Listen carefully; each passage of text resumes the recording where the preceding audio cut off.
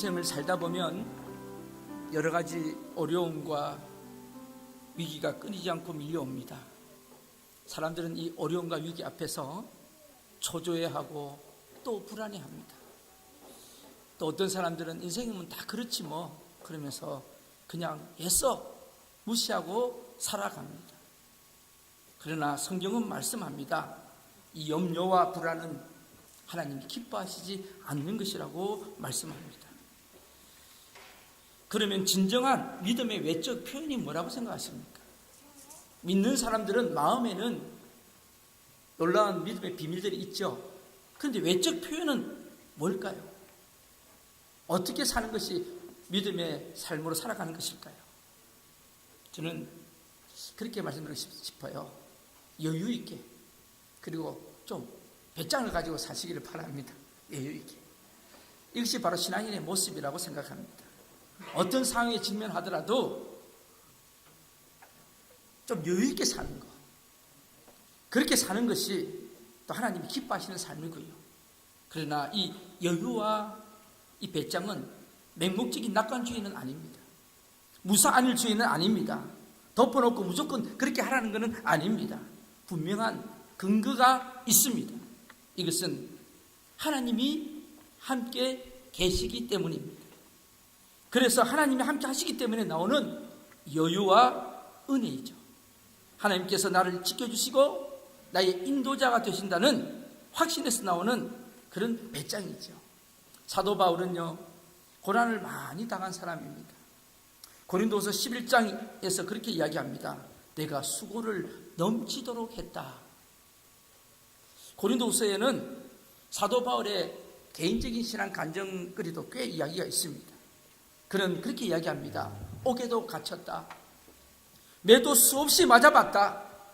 돌에 맞아서 죽을 뻔한 적도 있었고, 파선하는 배가 침몰하는 경험도 3차례나 했다. 강의 위험도 있었고, 강도의 위험도 있었고, 광야의 위험도 있었다. 바다의 위험, 그리고 수고하며 애쓰고 자지 못하고 줄이고 목말랐던 그런 경험들이 있고요. 또 여러 번 굶고 춥고 헐벗었다고 고백합니다. 그런데 이 많은 고난들 속에서도 사도 바울은 어떻게 했습니까? 넘어졌나요? 넘어지지 않았습니다. 그는 하나님께서 자기를 강한 손으로 붙들어 주시고 머리털 하나 상하지 않게 해주시겠다는 그런 믿음을 가지고 살았던 사람이었기 때문에 항상 사도 바울의 삶에는 여유가 있었다고 생각합니다. 그래서 감옥 속에서도 기뻐하세요. 항상 감사하세요. 그리고 항상 기도하세요. 이것이 하나님이 주시는 뜻입니다. 그러면서 우리를 고민했던 것을 볼 수가 있습니다. 하나님과 함께한 다니엘과 그 세 친구도 하나님이 지키시고 인도해 주셨습니다. 사자굴 속에 있는 사자도 다니엘을 집어삼키지 못했고요. 풀무불 속에 있던 다니엘의 세 친구도 머리털 하나 상하지 않았습니다. 하나님이 함께하는 사람은 하나님이 책임져 주시고 인도해 주시겠다는 하나님의 약속입니다. 이것이 성경의 말씀입니다. 하나님이 함께하는 엘리야가 굶어 죽었습니까? 그 흉년 속에서도, 가뭄 속에서도 하나님께서는 까마귀를 통해서라도 먹여 살리시는 분이 하나님 아버지십니다. 그래서 시편 기자는 121편에서 이렇게 고백합니다. 여호와는 너를 지키시는 자다. 하나님의 은혜와 하나님을 마음에 모시고 사는 사람들은 세상에서 가장 부유한 사람이다. 풍성한 사람이라고 저는 선포하고 싶습니다. 사도 바울은 고린도후서 6장 8절로부터 10절에서 이 성도의 모습을 이렇게 고백합니다. 우리 고린도후서 6장 8절로부터 10절 말씀 시작. 속이는 자 같으나 참되고 무명한 자 같으나 유명한 자요, 죽은 자 같으나 보라 우리가 살아있고, 징계를 받는 자 같으나 죽임을 당하지 아니하고, 근심하는 자 같으나 항상 기뻐하고, 가난한 자 같으나 많은 사람을 부유하게 하고, 아무것도 없는 자 같으나 모든 것을 가진 자로다. 아무것도 없는 자 같으나 모든 것을 가진 자다. 이것이 바로 하나님의 백성들이 갖는 풍성함에 대한 고백입니다. 여러분, 이스라엘 백성 지파 12지파가 있잖아요. 그 12지파 중에서 가장 부유한 지파가 어느 지파인 것 같아요? 12지파 중에서 가장 부유한 지파가 레위 지파입니다. 그런데 하나님께서 이스라엘 족속들에게 땅을 배분해 주실 때에 레위 지파는 땅을 배분 받았어요? 못 받았어요? 네, 못 받았습니다. 민수기 18장 20절 말씀 우리 같이 한번 읽어볼까요? 민수기 18장 20절 말씀 같이 읽겠습니다. 너는 이스라엘 자손의 땅에 기업도 없겠고 그들 중에 아무 분깃도 없을 것이나 내가 이스라엘 자손 중에 내 분깃이요 너의 기업이니라. 아멘. 너는 이스라엘 자손의 땅에 기업이 없다. 그들 중에 아무 분깃도 없다. 너는 여기는 말하는 레위 지파입니다. 그런데 내가 이스라엘 자손 중에 여기 나는 누굴까요? 하나님이십니다. 하나님께서 너의 분깃이고 너의 기업이라는 것이죠. 레위 지파는 땅을 소유하지는 않았지만 하나님을 소유했기 때문에 가장 부유한 지파가 된 줄로 믿습니다. 이 말씀 때문에 레위인들은 모든 다른 형제들보다 부유하고 풍성한 삶을 살았다는 것이죠. 하나님을 보물로 소유한 사람은 그분 안에서 모든 것을 다 갖게 되는 충만함이 임하게 됩니다. 저는 오늘 여러분에게 말씀을 선포하면서 오늘 예배를 드리는 우리 모든 성도들이 하나님의 충만함을 소유하시는 그런 시간이 되시기를 축복합니다. 하나님을 소유하면 가장 큰 부자가 됩니다. 모든 것을 다 얻는 그런 능력이 임하게 됩니다. 그래서 성도들의 가장 큰 목적은 내가 돈을 얼마나 많이 쓰느냐, 내가 얼마나 권력을 누리느냐 하는 싸움이 아니고요. 저는 그렇게 생각합니다. 인생에 있어서 내가 하나님과 얼마나 함께 동행하는가, 얼마나 내가 하나님 앞에 붙어 있는가, 이 싸움이 우리 성도들의 진정한 싸움이라고 생각합니다. 그래서 구약의 가장 부유한 자가 저는 다윗이라고 생각하는데, 다윗이 시편 23편 1절에서 이렇게 고백을 했습니다. 우리 다 외우시죠? 시편 23편 1절 시작. 여호와는 나의 목자시니 내가 부족함이 없으리라. 가장 위대한 자의 고백입니다. 여호와는 나의 목자시니. 사실은 다윗이 이 고백할 때 쉬운 환경이 아니었어요. 힘들었어요. 사울 왕이 자기를 죽이려고 했던 그때에 다윗은 이런 고백을 했습니다. 여호와는 나의 목자시니 내가 부족함이 없으리로다. 신약에서 풍성한 자의 고백이 있습니다. 사도 바울의 고백이죠. 갈라디아서 2장 20절의 고백입니다. 우리 같이 한번 읽어보실까요? 내가 그리스도와 함께 십자가에 못 박혔나니 그런즉 이제 내가 산 것이 아니요 오직 내 안에 그리스도께서 사신 것이다. 아멘. 내가 그리스도와 함께 십자가에 못 박혔나니. 이보다 더 놀라운 고백이 어디 있을까요? 예수님이 내 안에 모셨다는 거예요. 예수님이 내 안에 오셨다는 거예요. 이제는 내가 사는 게 아니라는 겁니다. 오직 내 안에 예수 그리스도가 함께 사신다는 것입니다. 오늘 여러분들에게도 이런 고백이 있기를 축복합니다. 오늘 본문에 요한복음 11장에 이 나사로의 가정에 큰 위기가 닥쳤습니다. 그 위기는 바로 나사로의 죽음입니다. 이 죽음은요 참 고통스러운 겁니다. 사배를 해보신 분은 아시겠지만은 이 죽음이 얼마나 고통스러운지. 함께 살던 가족이 이스라엘을 떠날 때에 물론 본인은 천국을 가치겠지만은 그 사람과 이별하는 그 고통은 참 큽니다. 오늘 아침에도 제가 카톡을 받았는데 저희 처의 큰아버님이 어젯밤에 돌아가셨다는 이야기를 들었어요. 얼마 전에 제가 뵙고 왔을 때는 굉장히 건강하셔서 굉장히 큰아버님은 오래 사시겠습니다. 너무 건강하셨거든요. 그런데 어젯밤에 돌아가셨다는 이야기를 들었어요. 외국에 사니까 그런 거는 안 좋네요. 일이 있으면 가족들이 일이 있으면 빨리 가지를 못하니까. 유대 사회는요 남자 중심의 사회입니다.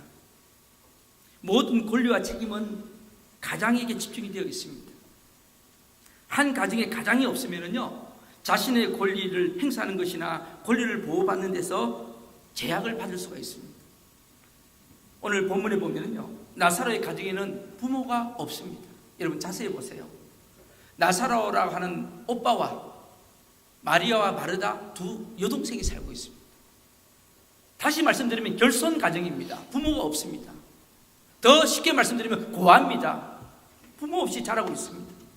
거기다가요, 지금 그래도 오빠가 있어서, 남자가 있어서 생계도 책임지고 가장으로서 가정을 이끌어 갔었는데, 이 희망인 오라비 나사로가 죽을 병에 걸려서 지금 죽어가고 있는 것입니다. 오늘 이 나사로의 죽음은요, 다른 사람의 오빠가 죽는 것과 달라요. 나사로의 죽음은 다른 가정하고 달라요. 왜냐하면 나사로의 죽음은 그 가정에 희망이 사라진 겁니다. 그 가정에 소망이 없어진 겁니다. 보호자가 죽은 겁니다. 가문의 운명을 짊어진 사람이 이 세상을 떠난 겁니다. 혹시 이런 위기 가운데 처해진 분이 계십니까? 혹시 기둥 같은 가장이 쓰러지지는 않으셨습니까? 모든 희망을 걸었던 자녀가, 너는 내 희망이라고 했던 그 자녀가 혹시 잘못된 길로 가고 있지는 않습니까? 인생의 가장 중요한 문제인 이 진로가 계속 지금 꼬이는 분들이 계십니까? 나는 지금 이런 길로 가려고 하는데 계속 부딪히고 있는 분들이 계십니까? 극단적으로 말씀드리면 먹고 사는 것이 막막해서 어떻게 살아야 될까 하며 내가 어떻게 가야 할까 그런 고민을 하며 계시는 분이 있습니까? 아니, 그렇다면 이 나사로와 가정과 같은 위기에 직면했다고 할 수가 있겠습니다. 성경은 성도들이 이렇게 어렵고 힘들면, 위기와 고난을 당했을 때 고난 중에 기도하라고 말씀합니다. 하나님께 부르짖으라고 말씀합니다. 마찬가지로 이들도 예수님께 지금 부르짖고 있습니다. 나사로가 죽게 된 절박한 상황 속에서 누이 동생은 다급히 예수님께 사람을 보내어서 그분을 오라고 했습니다. 아마 마리아와 마르다는 예수님이 이 소식을 듣자마자 바로 자기 집으로 급히 오시리라고 생각했을 겁니다. 왜요? 옛날에 백부장이 하인이 병들었을 때 주님이 바로 왔거든요. 또 회당장 야이로의 딸이 병들어 죽어갈 때 그때도 주님이 바로 왔거든요. 그러니까 이번에는 더 빨리 오실 것이다. 우리를 너무너무 사랑하시고 잘 아시는 분이니까. 그런데요, 예수님의 반응이 어땠습니까? 오늘 4절 말씀입니다. 우리의 예상과는 전혀 다른 반응을 보이고 계십니다. 우리 4절 같이 한번 한 목소리로 같이 읽겠습니다. 시작. 예수께서 들으시고 이르시되 이 병은 죽을 병이 아니라 하나님의 영광을 위함이요 하나님의 아들이 이로 말미암아 영광을 받게 하려 함이라 하시더라. 또 6절에 뭐라고 기록되어 있죠? 6절에 시작. 나사로가 병들었다 함을 들으시고 그 계시던 곳에 이틀을 떠. 지금 나사로의 가족의 반응이 어땠을까요? 어떤 마음이 들었을까요? 배신감이 들었지 않았을까요? 사실은 예수님과 이 나사로의 관계는 보통 관계가 아닙니다. 배단이 오실 때마다 예수님께서 늘 점심을 잡수던 집이 바로 이 집이에요. 그리고요, 여러분 잘 아시는 것처럼 이 여동생 마리아가 어떤 일을 했죠? 2절에 보세요. 마리아는 어떤 사람이었어요? 시작. 이 마리아는 향유를 주께 붓고 머리털로 주의 발을 닦던 자요 병든 나사로는 그의 누구라고요? 마리아가요? 향유 옥합을 깨뜨려서 머리카락으로 주님의 발을 닦았던 여인이 바로 이 나사로의 여동생입니다. 이들은 아마 주님이 택시 타고 올 줄 알았어요. 택시 타고 모든 걸 다 제껴두고 오실 줄 알았어요. 그런데 주님이 안 오시는 거예요. 그것도 이틀이나 더 유하시는 거예요. 저는 이 본문을 묵상하면서 뭐를 느꼈냐면, 그들이 아마 배신감을 느끼고 예수님이 외면했던 것을 당하면서 야, 인간이 이럴 수가 있냐 그랬지 않았겠나. 그래서 여러분 너무 친한 사람들끼리가 시험 들기가 쉽습니다. 보통 친하지 않은 사람은 뭐 별로 서운하지 않는데, 친했던 사람이 그러면 이럽니다. 다른 사람은 안 그래도 너는 그럴 수가 없다고. 그런다니까 인간들이요. 그러니까 여러분, 깊은 예정 속에 있는 사람들이 나중에 싸우면 더 갈라지더라고요. 거기다가요, 두 번째 상황이 어떻죠? 오늘 8절입니다. 8절을 우리 같이 한번 읽겠습니다. 8절 시작. 제자들이 말하되 랍비여 방금도 유대인들이 돌로 치려 하였는데 또 그리로 가시려 하나이까. 무슨 얘기죠? 지금 나사로가 살고 있는 베다니 지역이 안전한 곳입니까? 안전하지 않는 곳입니까? 네, 안전하지 않습니다. 언제든지 예수님을 만나면 돌로 쳐서 죽이려고 돌을 들고 있는 사람들이 꽤 기다리고 있는 곳이 바로 이 베다니예요. 그러니까 예수님이 바로 베다니로 가지 않으니까 사람들이 무슨 생각을 했을까요? 무슨 생각을 했을까요? 아, 예수님도 역시 인간이라서 두려워하고 있구나. 돌에 맞을까봐 겁이 나서 못 가시는구나. 그렇지. 자기 목숨보다 소중한 게 없으니까. 그러면서 아무리 사랑해도 저래서 안 가시는구나. 두려워서 못 가는 것은 마찬가지구나. 아마 예수님이 이런 마음을 품었을 거라고 사람들은 생각했습니다. 여러분, 고난을 당할 때 성도들이 붙는 중요한 시험이 됩니다. 두 가지가 있는데 뭐냐면 마귀가 성도를 넘어뜨릴 때 두 가지 계략으로 넘어뜨리는데 하나는 아까 제가 말씀드린 배신감입니다. 배신감. 교회가 부흥하지 못하고 시험에 빠질 때는요, 여러분 자세히 보세요. 교회가 시험에 빠졌다 자세히 보면 묘한 배신감이 인간들 마음속에 자리 잡고 있어요. 저는 이것을 섭섭병이라고 이야기합니다. 섭섭병. 여러분, 이 섭섭병이 딱 들면은요 시험 들어요. 이상해요. 괜히 남의 이야기를 들으면은요 아주 더 오버가 돼서 피해가 와요, 마음속에. 그리고 계속 원망이 생기고, 목사에 대해서도 배신감을 느낍니다. 목사님 그럴 수가 있냐고, 어떻게 그럴 수가 있냐, 그러면서 묘하게 배신감을 주는 게 사탄의 마음입니다. 교회도 말이죠, 일 열심히 하는 사람들이요 섭섭병이 듭니다. 교회 봉사 별로 안 하시는 분들, 딱 주일 예배만 하면 들고 가는 분들은 시험 들 일이 없어요. 무슨 들 일이 있습니까? 예배 한번 딱 드리고 가버리는데. 그런데 계속 교회 나와서 충성하고 일하시는 분들은요 욕도 많이 들어먹어요. 욕도. 꼭 이렇게 해야 되냐 저렇게 해야 되냐.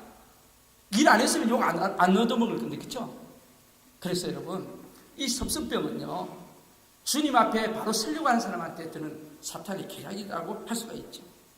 그래서 여러분, 혹시 마음속에 내가 저 사람을 저렇게 믿었는데 저럴 수가 있나 하는 그 순간에 여러분 딱 쳐버리세요. 사탄아 물러갈지어다. 여러분, 마음속에 이런 마음들이 오면 사탄이 우리를 넘어뜨리려고 하는 것을 아시고 그것을 믿음으로 이길 수 있기를 바랍니다. 그래서 여러분, 어느 교회든지 배신감으로 충만해진 교회는 무너집니다. 섭섭한 병이 많은 교회는 분절이 일어나고 싸움이 일어납니다. 그 배후에는 누가 숨어 있다고요? 악한 마귀가 숨어 있습니다. 이런 마음은 하나님께로 오는 마음이 아니고 바로 사탄으로부터 오는 마음이죠. 두 번째는요, 이런 마음을 줍니다. 하나님도 어쩔 수 없다는 이런 마음이 생기게 합니다. 낙심이죠, 낙심. 우리가 고난 가운데서 있다고 해보십시다. 그 문제를 놓고 기도합니다. 1년, 2년. 그런데 기도가 응답이 안 돼요. 아니, 하나님, 다른 사람들은 기도하면 병도 금방금방 낫게 하시고 돈도 금방금방 벌게 하시고 뭐 자녀 문제도 빨리빨리 회복되게 하시는데 왜 우리 집은, 그때 집이라고 안 하죠, 우리 집구석은 이렇게 이야기한다고, 또 왜 이렇습니까? 왜 소망이 없습니까? 그러면서요 하나님 앞에 굉장히 불평합니다. 그럴 때 여러분 어떤 마음이 드세요? 그렇구나, 역시 돈으로 해야지 하나님은 안 되는구나, 역시 사람을 한테 붙어야지 하나님 앞에 붙어서는 안 되겠구나, 이런 마음이 듭니다. 그래서 자꾸 사람을 바라보게 하고요, 자꾸 인간의 환경을 바라보게 하는 것이 사탄의 계략이죠. 갈라디아서를 보면은요, 교회를 무너뜨리기 위해서 사탄이 그런 전략을 썼어요. 사도 바울에게 이제 복음을 갈라디아 교회에 전하게 했는데 이 갈라디아 교인들이 바울의 사도권을 의심하게 만들어버립니다. 저 사람 정말 사도야? 저 사람 정말 예수님의 제자야? 그러면서 의심하게 만들었어요. 거기다가요, 사도 바울이 설교한 걸 가지고 믿지 못하게, 저게 아니다, 저 복음은 잘못된 것이다, 그러면서 사탄이 굉장히 역사하는 모습이 나옵니다. 바로 교회가 하나 되는 것을 깨뜨리는 그런 공격이 이어지고 있는 거죠. 자신이 시험들 뿐 아니라 여러분 잘 보세요. 어려운 문제가 생길 때 이 성도와 성도들 또 교육자와 교육자들 관계도 아주 파괴시키는 것이 바로 사탄이 그렇게 하는 겁니다. 그래서 성경은 고면합니다.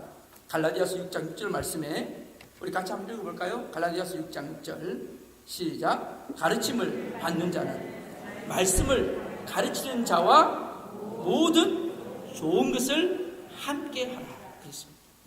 여러분 가르침을 받는 자는요, 가르치는 사람 함께 좋은 것을 함께 하시기를 바랍니다.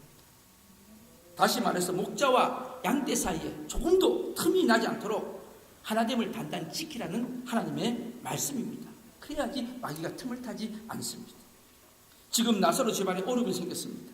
이것 때문에 지금 배신감도 느껴지고 낭망도 생깁니다. 그런데 여러분 이때 중요한 것은 잘 기억하셔야 됩니다.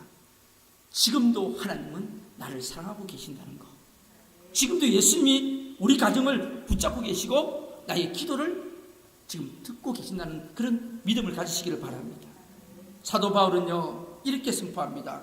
로마서 8장 35절 37절부터 39절 말씀 우리 같이 한 목소리로 한번 여러분 말씀을 생각하시면서 함께 읽도록 하겠습니다. 누가 우리를 그리스도의 사랑에서 끊으리요? 환난이나 곤고나 박해나 기근이나 적신이나 위험이나 칼이랴. 그러나 이 모든 일에 우리를 사랑하시는 이로 말미암아 우리가 넉넉히 이기느니라. 내가 확신하노니 사망이나 생명이나 천사들이나 권세자들이나 현재일이나 장래일이나 능력이나 높음이나 기쁨이나 다른 어떤 피조물이라도 우리를 우리 주 그리스도 예수 안에 있는 하나님의 사랑에서 끊을 수 없으리라. 아멘. 여러분 이 놀라운 선포가 있습니다. 그런데 여러분 이 말씀을 자세히 보세요. 이 말씀을 자세히 보시면 이 말을 거꾸로 뒤집으면요 공고나 환난이나 핍박이 그리스도 사랑에서 우리를 끊을 수도 있다는 말씀입니다. 사람이 여러분 어렵고 힘든 일이 생기면 하나님의 사랑을 의심하게 할 수도 있다고 이야기하는 거죠. 그래서 사도 바울은 어떤 것도 우리를 끊을 수 없다고 선포를 하고 있는 겁니다. 그래서 위기 상황에서 붙잡아야 할 것이 뭐냐? 바로 믿음을 붙잡아야 한다는 것입니다. 그런데요, 제가 결론적으로 이제 예수님은 나사로가 병들었다는 것을 아시면서도 빨리 와달라는 전가를 받고도 즉시 가지 않고 왜 이틀을 지체했을까요? 왜 이틀을 지체하셨을까요? 하는 그것이 의문이 남잖아요. 오늘 그게 제가 여러분이 드리는 결론적인 이유도 됩니다. 자, 한번 볼까요? 왜 그렇게 하셨을까? 첫 번째는요, 죽은 자를 살리시는 하나님의 능력이 예수님께 있다는 것을 보여주기 위해서 그렇습니다. 예수님이 하나님이신 것을 알게 하기 위해서 예수님은 일부러 이틀을 더 지체하셨습니다. 생각해 보세요. 나사로가 만약에요, 아빠 있을 때 죽기 전에 주님이 가셨다면, 그래서 나았다면 사람들이 뭐라고 생각했을까요? 나을만 하니까 나았겠지. 지가 저렇게 낫고자 하는 운명이 있으니까 나았겠지. 그렇게 생각할 수가 있습니다. 그런데 주님이 가셨을 때는 나사로가 죽은 지 며칠이 됐죠? 우리 한번 읽어볼까요? 17절 한번 읽어볼게요. 시작. 예수께서 와서 보시니 나사로가 무덤에 있은 지 이미 며칠요? 나흘이라. 그리고 여러분 보세요. 39절에 보세요. 39절 같이 읽어볼게요. 시작. 예수께서 이르시되 돌을 옮겨 놓으라 하시니 그 죽은 자의 눈이 마르다가 이르되 주여 죽은 지가 나흘이 되었음에 벌써 뭐가 난다고요? 냄새가 나나이다. 이스라엘 유대 지방은 날이 더워요. 시신이 나흘이 되면 다 썩습니다. 그러니까 냄새가 납니다. 랍비 유대 전통에 의하면 사람의 영혼이 떠나면요 사흘 동안은 머물러 있다고 믿습니다. 이 유대인들은. 그래서 나흘이 지나면 완전히 이제는 떠나는 걸로 그렇게 알고 있습니다. 그러니까 예수님이 도착하신 나흘이 됐다는 말은 완전히 영혼이 떠났다. 다시 말씀드리면 바로 죽었다. 그 이야기를 하고 있는 거죠. 여러분 보세요. 주님께서 죽은 지 나흘이 되고 난 뒤에 도착하셨다는 것은 이미 완전히 죽은 나사로를 다시 살리시는 하나님의 능력을 보여주시기 위해서 그렇게 하신 줄로 믿습니다. 또한 두 번째는요, 나사로의 주변에 있는 사람들이 믿음을 생기게 하기 위해서 주님 그렇게 하셨어요. 14절 한번 읽어볼까요? 15절 같이 한번 읽겠습니다. 시작. 이에 예수께서 밝히 이르시되 나사로가 죽었느니라. 내가 거기 있지 아니한 것을 너희를 위하여 기뻐하노니 이는 너희로 믿게 하려 함이라. 아멘. 이는 너희로 뭐하게 하려 함이라? 믿게 하려 함이라. 지금요, 주님이 이틀을 지체하시면서 늦게 가셔서 죽은 자를 다시 살리심으로써 먼저 나사로의 믿음을 회복시키시고, 그리고 그 누이 동생 마리아와 마르다의 믿음도 세우시고, 또 제자들의 믿음도 세우시고, 이게 바로 하나님의 일하시는 방법입니다. 사랑하는 성도 여러분들 삶 속에서도 주님이 우리의 기도에 대한 응답들이 지체하시게 되면 이런 생각을 해보세요. 하나님이 무슨 뜻이 있으셔서 이렇게 지체하고 계시나? 오늘 여러분 그런 깨달음이 있기를 축복합니다. 어떤 사람은요, 하나님 앞에 빵 주세요, 빵 기도를 합니다. 하나님 빵 주셔야 됩니다. 그런데 하나님 빵은 안 주세요. 그런데 어느 날 빵 달라고 했는데 하나님이 벽돌을 내려주세요. 벽돌을.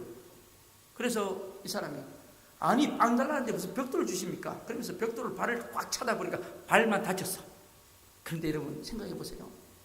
하나님이 왜 벽돌을 주실까 생각하면서 뜻이 있으시겠지. 그리고 벽돌을 쌓기 시작했더니 집이 됐어요. 여러분 빵값이 비쌉니까? 집값이 비쌉니까? 여기 뉴질랜드는 우리 집값이 비싸잖아요. 그러니까 하나님 빵을 달라 했는데 하나님이 벽돌을 주세요. 그런 분들 계시지 않습니까? 저는 지금 이쪽 길로 가고 싶은데 하나님이 자꾸 저쪽 길로 인도하십니다.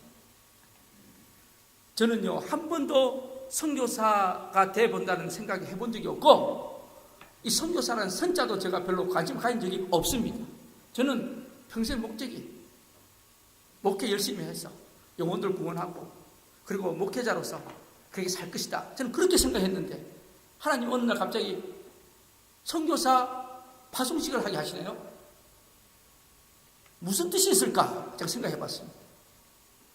하나님 앞에 너무 감사했습니다. 하나님이 지경을 넓혀주시는구나. 여러분, 혹시 지금 빵 달라고 하시는 분들, 하나님 벽돌 주시는데 발로 차지 마시고, 그 벽돌 주시면 감사하고 재시기를 바랍니다. 차곡차곡 재어 올리시면 놀라운 집이 됩니다.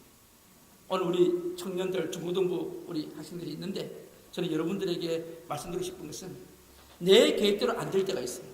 내 생각대로 안 될 때가 있어요. 그때는 하나님이 간섭하실 때가 된 줄로 압니다. 나는 이렇게 되고 싶은데, 나는 이렇게 되었으면 좋겠는데 하나님은 그것을 미루실 때가 있습니다.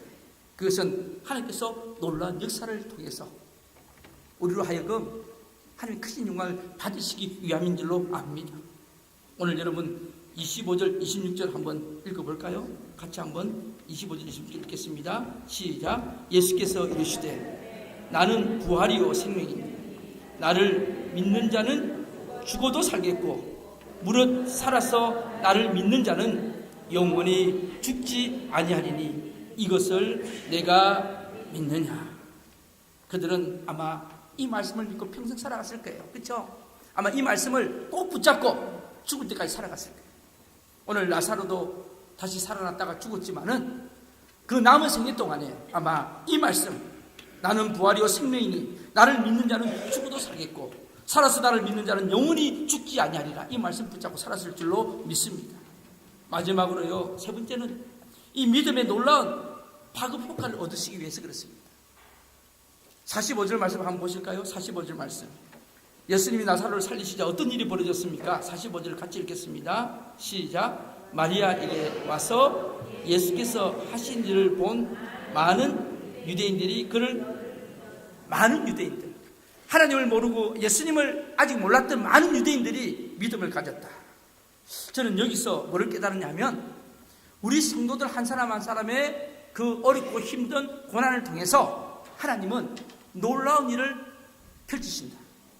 하나님은 우리 가정의 어려움을 통해서 우리 이웃과 우리 교회를 살리시는 그런 경우도 있을 수가 있다는 생각이 듭니다. 오늘 여러분, 우리 개인의 삶의 고통이요, 우리 개인의 삶의 어려움이 우리 일뿐만 아니고 여러분 곰곰이 한번 보세요. 하나님께서 그 주변에 있는 공동체들에게 놀라운 도전을 주시기 위해서 그럴 수도 있는 줄로 압니다. 그래서 저는 나의 고난, 우리의 가정의 고난, 어려움, 이거 가지고 하나님은 크게 쓰임받는 도가 되기를 원하십니다. 윌리엄 캐리라고요, 인도 선교사입니다. 최초의 선교사의 문을 열었던 사람인데, 이 사람이 인도에 가가지고요, 짧은 시간 동안에 타미르를 활자를 만들고 중국어 활자를 제작하고 인도 문법책을 만들고요, 그리고 산스크리트어로 구약 성경을 번역하고, 그리고 벵갈어 사전을 만들고 신약 성경을 번역하고 텔루구어로 문부책을 만들고 20년 동안 어마어마한 일을 했습니다. 그런데요, 1812년 3월 12일 날 윌리엄 캐리의 처소에서 불이 나버렸어요. 요즘처럼 뭐 여러분 백업을 받아 놓을 게 있겠습니까? 뭐가 있겠어요? 자기가 쓴 책, 자기가 쓴 모든 자료들이 하루아침에 잿더미가 되어버려요.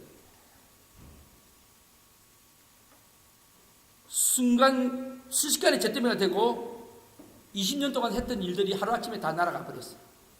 그때 이 윌리엄 캐리가 그 가운데서 그날 아침에 선교사들이 모여서 예배를 드리는데, 그때 하나님이 주신 말씀이 로마서 8장 28절 말씀입니다. 저는 이 말씀을 참 좋아합니다. 롬팔 이팔이라. 여러분 롬팔 이팔을 외우세요. 어렵고 힘들 때 이 롬팔 이팔 뭐죠? 우리 같이 한번 읽겠습니다. 사랑하는 자, 모르세요 이 말씀? 곧 그 뜻대로 부르심을 입은 자들에게는 모든 것이 합력하여 선을 이루신다. 윌리엄 캐리가요, 이 말씀을 붙잡고 이렇게 이야기했습니다. 여러분, 하나님이 어떻게 하실지 우리는 모릅니다. 하지만 이 모든 것이 합력하여 선을 이루실 줄로 믿습니다. 그렇게 설교를 하고 이제 있는데 어떤 일이 벌어진지 아세요? 이 소문이 영국으로 다 퍼지기 시작했어요. 윌리엄 캐리의 선교사에 초세 불이 나가지고 다 잿더미가 되었다 그러더라. 이 이야기를 듣고요, 영국의 젊은이들 마음속에 성령의 불길이 타오르기 시작했습니다.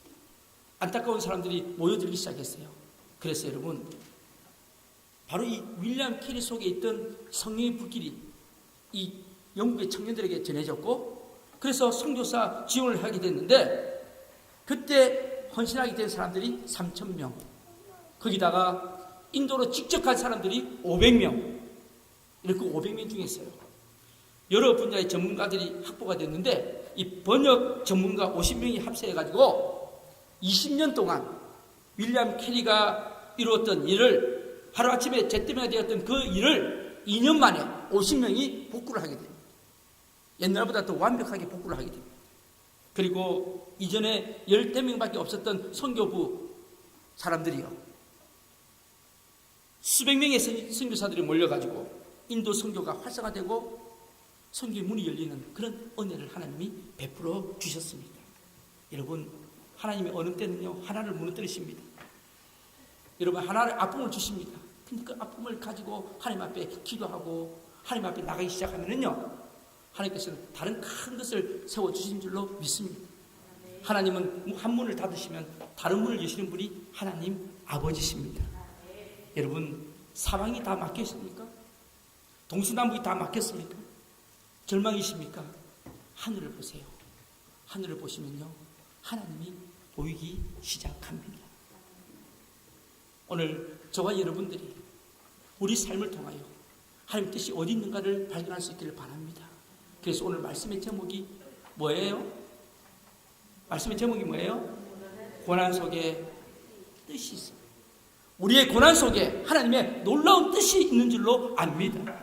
나에게 고난이 올 때 여러분 이렇게 생각하세요. 아, 하나님께서 나를 통하여 어떤 일을 하시려고 이런 어려움을 주십니까? 제가 하나님 앞에 순종하기를 원합니다. 하나님 뜻에 제가 헌신하기를 원합니다. 여러분, 그때 하나님이 우리를 통하여서 놀라운 역사를 일으켜 주실 줄로 믿습니다. 그런 주인공들이 되시기를 주님의 이름으로 축복합니다. 기도하시겠습니다.